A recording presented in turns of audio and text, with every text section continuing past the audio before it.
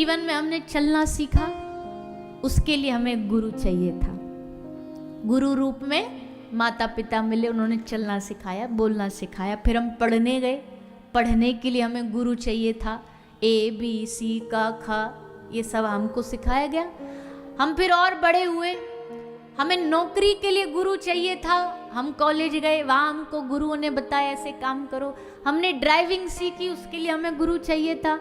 हमने तैरना सीखा, उसके लिए हमें गुरु चाहिए था। तो हमें भक्ति सीखने के लिए क्या गुरु नहीं चाहिएगा? बताओ जरा। बोले नहीं नहीं, ये वाया वाया गुरुओं के चक्कर में नहीं जाना। बहुत लोग कहते हैं बोले वाया वाया गुरुओं के चक्कर, भगवान से हमारा डायरेक्ट कनेक्शन। अरे तुम इतने बड़े नहीं हुए अभी कि तुम डायरेक्ट भगवान से कनेक्शन बना लोगे। अभी चाहिए गुरु। अभी उन गुरु के सहारे ही तुम भगवान तक पहुंच पाओगे, नहीं तो नहीं पहुंच सकते। भक्ति क्या इतनी आसान है कि अपनी मर्जी से, मन मर्जी की भक्ति करके पहुंच जाएंगे? बिल्कुल नहीं। हाँ, गुरु बनने से पहले, जैसे बच्चे को स्कूल में भेजने से पहले ही माँ बाप घर में ही थोड़ा थोड़ा एक आध पोयम कविता सिखा दी, एक आध कोई ABCD सिखा दी, ये सब सिखाने लगते हैं। पर असल जो ऑथेंटिक जो एजुकेशन मानी जाएगी वो तो तभी मानी जाएगी जब स्कूल से सर्टिफिकेट मिलके आएगा कि भाई फर्स्ट क्लास पास हो गया, सेकंड पास हो गया। एक गारंटी जरूरी है, एक ऑथेंटिसिटी जरूरी है, एक सर्टिफिकेट जरूरी है, और सर्टिफिकेट बिना गुरु के कोई दे नहीं सकता है। अच्छा, किस किस के गुरु हैं यहाँ जरा हाथ उठा के बताइए। और जिनके नहीं है बोले हम ही सबके गुरु हैं, हम क्यों बनाए गुरु। अच्छा, पता नहीं लोग कहाँ कहाँ से बातें बना देते। बोले जब तक पति हो तब तक गुरु नहीं बनाना चाहिए, पति ही तुम्हारा गुरु है। कोई कुछ कह देता, कोई बात बना देता, कोई बात बना देता। अरे भैया, सब अपनी अपनी जगह। बोले शास्त्र कह रहे कृष्णम वंदे जगत गुरु, अब जरूरत नहीं है गुरु की। ये बात एकदम असत्य है। हाँ, प्रभु सबके गुरु हैं, वो जगत गुरु हैं, पर इसका मतलब वो नहीं है। अरे भगवान भी आए तो भी उनके गुरु थे। शांडिल्य ऋषि उनके ब्रज में गुरु बने, उज्जैन में संदीपनी महर्षि उनके गुरु बने। गुरु की आवश्यकता तो उनको भी पड़ी। इसलिए कोई ये सोच रहा हो, बोले नहीं भगवान के भजन के लिए तो हम खुद ही पार हो जाएंगे, ना, खुद पार नहीं हुआ जा सकता है। और फिर अब क्या बोलते हैं, बोले भैया गुरु कोई अच्छा मिलेगा तब तो बनाएंगे। बात सच है, श्रेष्ठ गुरु ढूंढो, पर देखो आज के जमाने में ये आशा करना कि कोई परमहंस गुरु मिले तभी बनाएंगे, रह जाओगे। भगवान की कृपा से आज भी अच्छे महापुरुष हैं, पर हो सकता है सबको दत्तात्रेय भगवान न मिले, सबको सनकादिक ऋषि जैसे न मिले, सबको सुखदेव जी जैसे न मिले, पर जो मिले मध्यम कोटि के गुरु मिलेंगे आज के जमाने में। अगर मध्यम कोटि गुरु भी मिले, लेकिन हमको उनको सहज नहीं समझना, हमको उनको श्रेष्ठ समझना है, हमको उनको ऊंचा समझना है, उनको कृष्ण कृपा मूर्ति समझना है कि प्रभु ही अपना स्वरूप बदल करके ये गुरु रूप में कृपा मूर्ति में हम सब जीवों पर कृपा करने के लिए आए हैं। देखो भैया, अब आप रसोई में टोटी चाय जो टैप होता है ना, वो आप चाहे 1000 रुपया का लगवा लो, 50,000 का लगवा लो, चाहे आप उसमें सोने का लगवा लो, पानी तो सब में एक समान आएगा ना। भगवान की कृपा पानी है, जल है।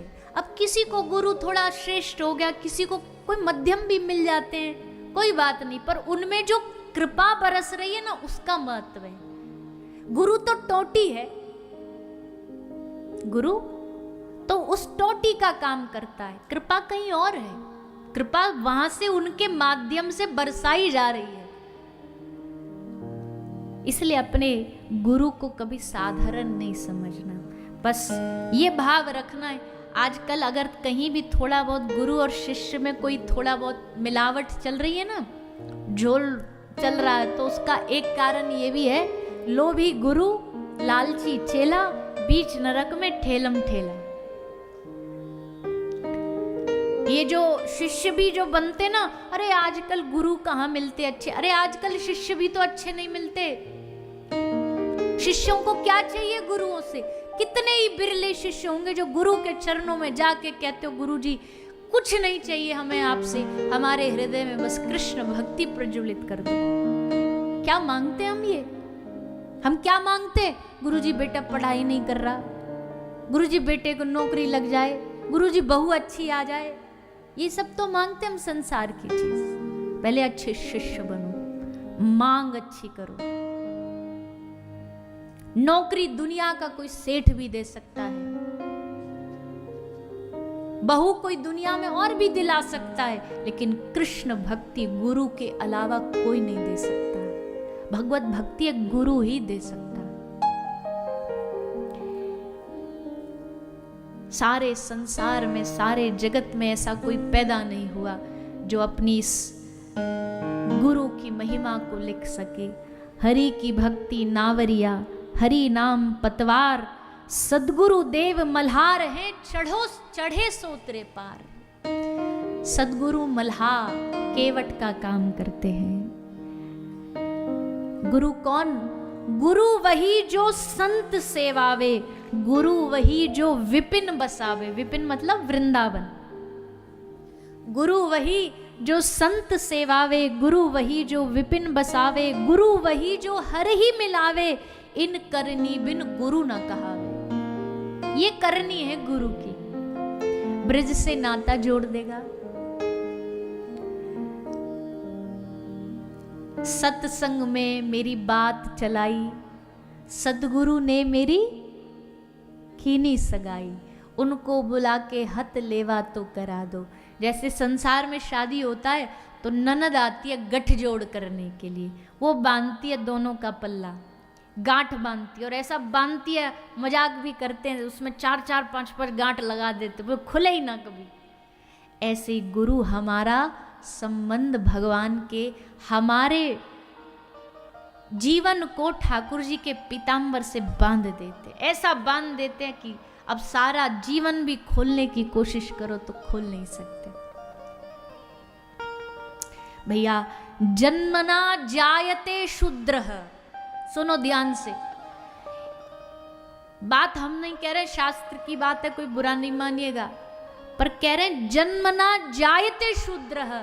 जन्म से तो कोई श्रेष्ठ जाति का नहीं होता, जन्म से सब निम्न जाति के हैं। लेकिन तुम श्रेष्ठ जाति के किस दिन बनोगे? जिस दिन गुरु दीक्षा देता, उस दिन हमारा जन्म होता है। असल में उस दिन हमारी जाति निश्चित होती है कि अब ये भगवान का हो गया, अब इसकी श्रेष्ठता किसी ब्राह्मण से, विप्र से कम नहीं। सब सद्गुरु की कृपा से प्राप्त होने वाले हैं, कोई अंतर, कोई भेद नहीं। निम्बारकाचार्य श्री भट्ट देवाचार्य जी, एक युवान आता है, कहता गुरु जी मुझे आपको गुरु बनाना है।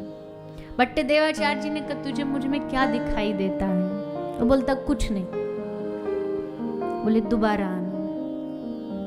चला गया, कुछ महीने बाद आया, अब क्या दिखता है?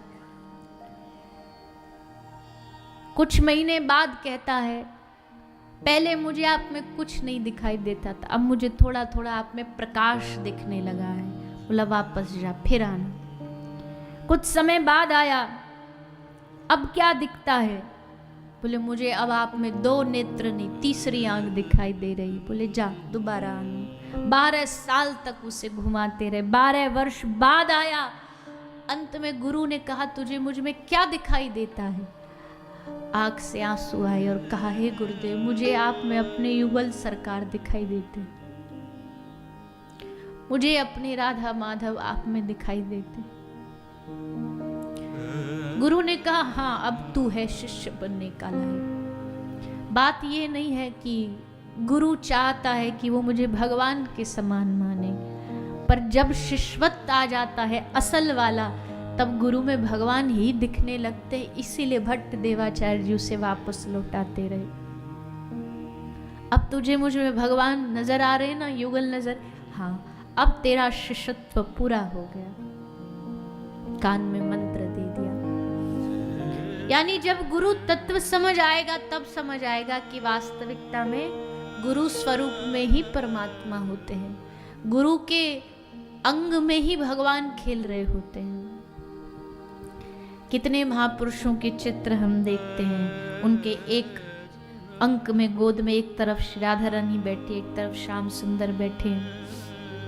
इसका भाव यही है कि गुरु के अंग संग ठाकुर जी खेलते हैं, और उनका अगर हमें संग मिल जाएगा तो फिर वही भाव गुरु कृपा करके हमारे भीतर भी प्रदान कर देंगे। गुरु से जो धन चाहे उसको गुरु धनदास बना देते हैं, जो गुरु से सम्मान चाहे उसको गुरु मानदास बना देते हैं, जो अधिक गुरु बना के चाहे हम और चेला बनाए शिष्य बनाए, उनको भगवान उन चेलाओं का दास बना देते हैं। पर जो गुरु से कुछ नहीं केवल कल्याण मांगते हैं, उसको गुरु उसके हृदय में साक्षात कृष्ण को दे देते हैं, भगवान को बिठा देते हैं। वैसे भी गुरु को आपका वित्त पैसा नहीं चाहिए, गुरु को वित्त नहीं, आपका चित्त चाहिए, आपका मन चाहिए। गुरु आपके धन का भूखा नहीं है, गुरु आपके सम्मान का, आपके प्रणाम का भूखा नहीं है। इसलिए गुरु कौन? जार देखे तारे कहे कृष्ण उपदेश। अच्छा गुरु जब बैठेगा ना, सामने कोई दिखाई दिया, बस कृष्ण उपदेश, भक्ति की बातें, भक्ति की चर्चा उसके हृदय में बीज पैदा कर देगा। इसलिए भैया किसी के वाणी में सामर्थ्य नहीं है गुरु की महिमा को बताए, पर बस इतनी प्रार्थना करो कि हे प्रभु आपका स्वरूप समझना है तो पहले गुरु का स्वरूप समझ आए, और उनकी कृपा से हम आपको समझ पाएंगे।